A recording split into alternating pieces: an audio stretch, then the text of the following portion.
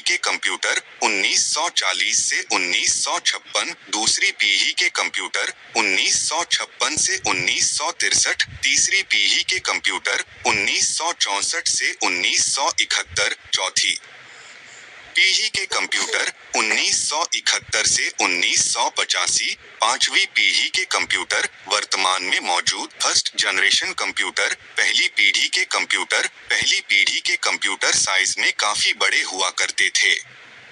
आप इनके साइज आकार का अंदाजा इसी बात से लगा सकते हैं कि इन कंप्यूटर को रखने के लिए एक कमरे की जरूरत पड़ती थी। पहली पीढ़ी की शुरुआत 1940 में हुई और इसका अंत 1956 में हुआ।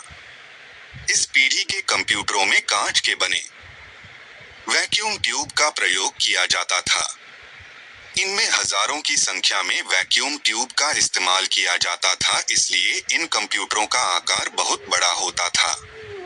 पहली पीढ़ी के कंप्यूटर इतने एडवांस और मॉडर्न नहीं हुआ करते थे। इनमें काफी कमियां थी।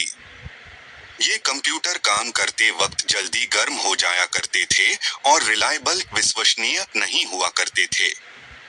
पहली पीढ़ी के कंप्यूटर का उपयोग गणना करने, डेटा को स्टोर करने और वैज्ञानिक कार्यों के लिए किया जाता था। इस पीढ़ी के कंप्यूटरों में मुख्य रूप से बैच प्रोसेसिंग ऑपरेटिंग सिस्टम का इस्तेमाल किया जाता था। इन कंप्यूटरों में प्रोग्रामिंग करना बहुत ही ज्यादा मुश्किल काम था और ये बिजली भी बहुत खर्च करते थे।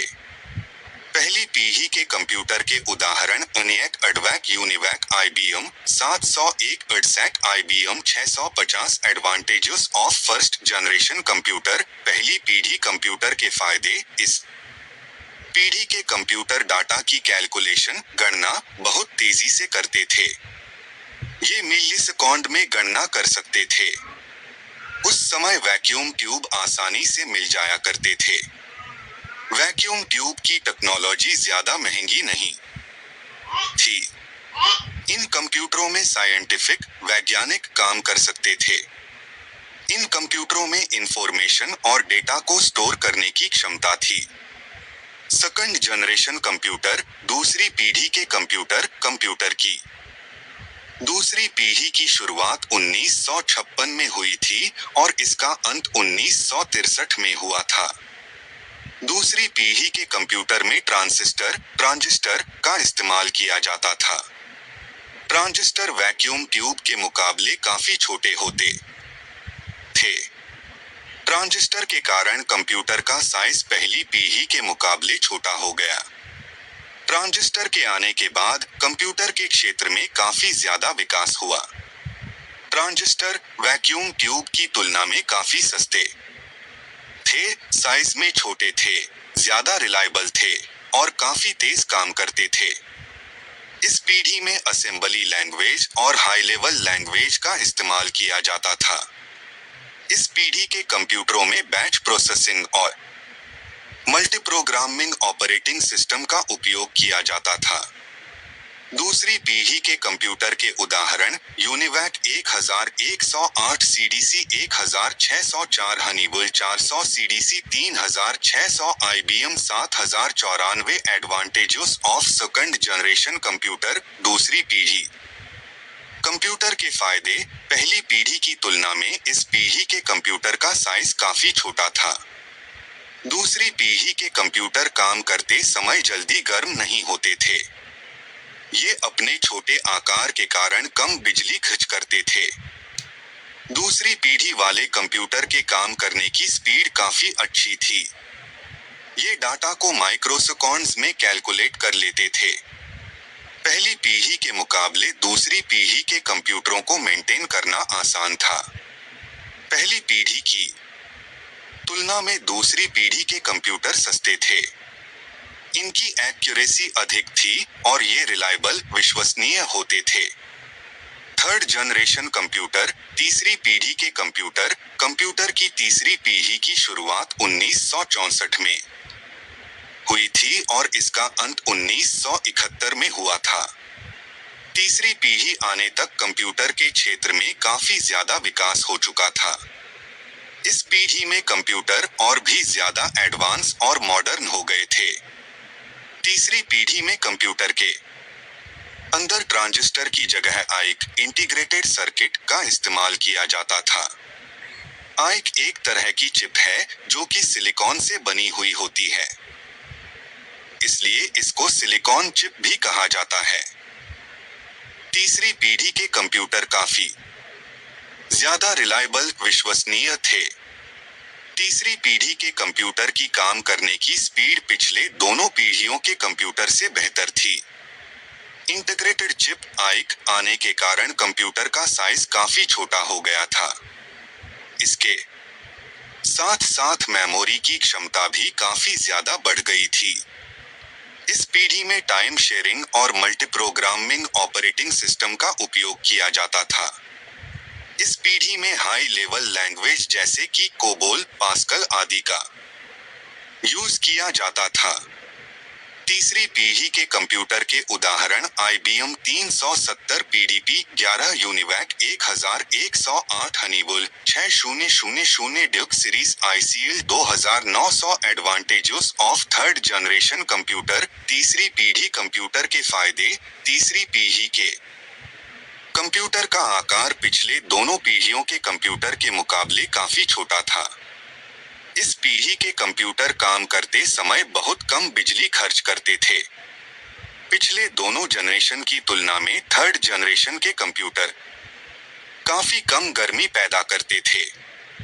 इसमें डाटा को कैलकुलेट करने की स्पीड काफी अच्छी थी। इस कंप्यूटर को मेंटेन करके रखना काफी आसान था। पिछले दोनों जनरेशन की तुलना में तीसरे जनरेशन के कंप्यूटर की स्टोरेज क्षमता काफी ज्यादा थी। ये कंप्यूटर्स हाई लेवल भाषा को सपोर्ट करते थे। इनमें प्रोग्रामिंग करना आसान था।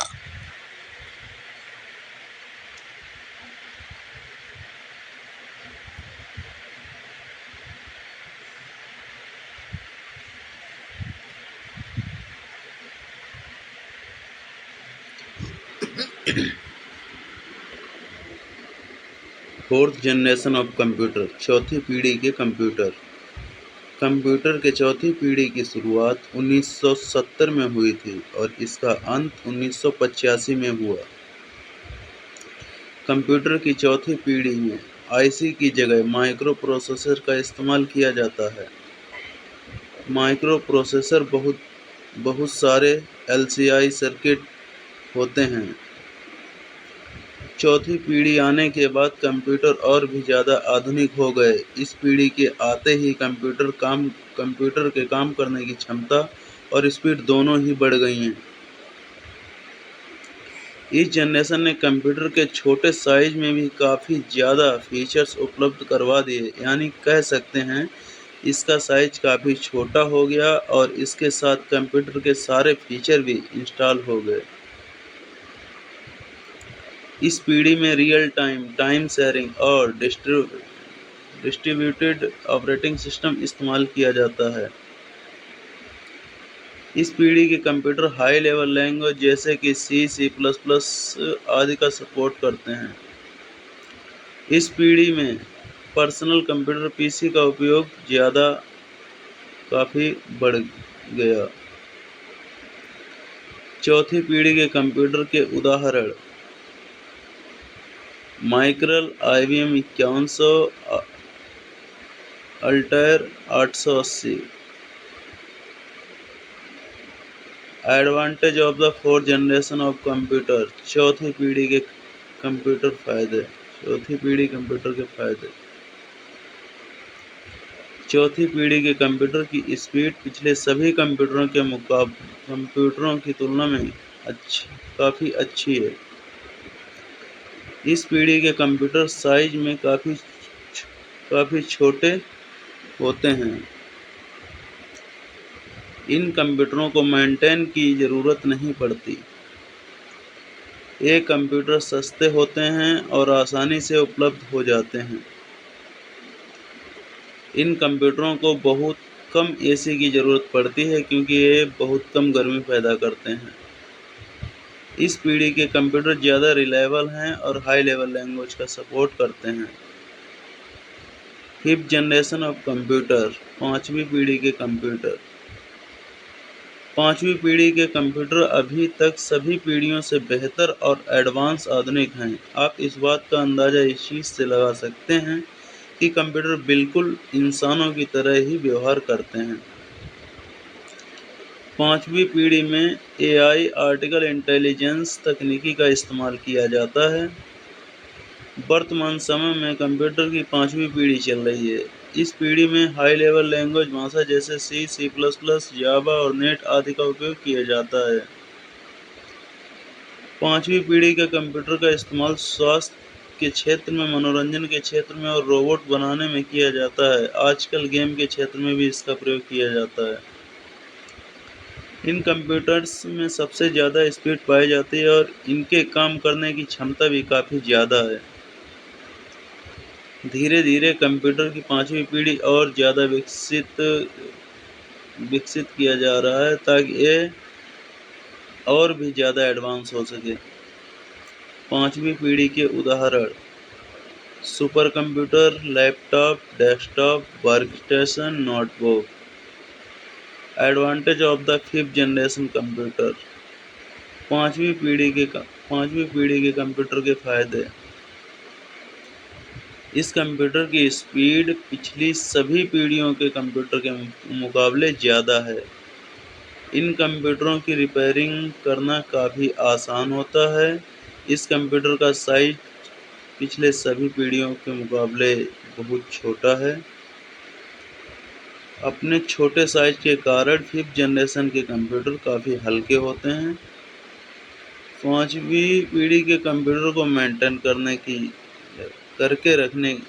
करके नहीं रखना पड़ता। इनको कहीं भी ले जाया जा सकता है, जैसे कि हम अपने लैपटॉप को कहीं भी आसानी से ले जा सकते हैं। कंप्यूटर में कौन सी जनरेशन चल रही है? कंप्यूटर में अभी कौन सी जनरेशन चल रही है? आंसर: अभी के समय फिफ्थ जनरेशन चल रही है। कंप्यूटर का आविष्कार कब हुआ था? इसका आविष्कार चार्ल्स बेबेज ने 1822 में किया था।